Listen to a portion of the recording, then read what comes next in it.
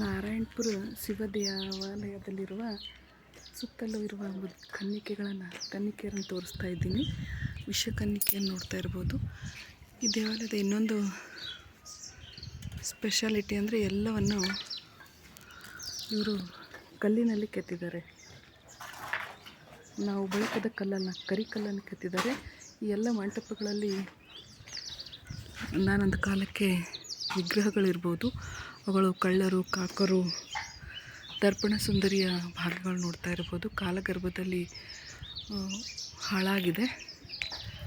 ನೃತ್ಯ ಸುಂದರಿ ಇದ್ದಾರೆ ಇಲ್ಲಿ ಪಕ್ಕದಲ್ಲಿ ನೋಡ್ತಾ ಇದ್ದೀರಾ ನೀವು. ನಮ್ಮ ಪುರಾತನ ಕಲೆ ನಿರ್ಮಾಣವಾಗಿರೋ ಈ ಗುಡಿ ಬಹಳ ಸುಂದರವಾದ ಕಲಾಕೃತಿಗಳನ್ನು ಹೊಂದಿದೆ. ಪುತ್ರವಲ್ಲಭೆ ಇದ್ದಾಳೆ ಇಲ್ಲಿ ಪಕ್ಕದಲ್ಲಿ.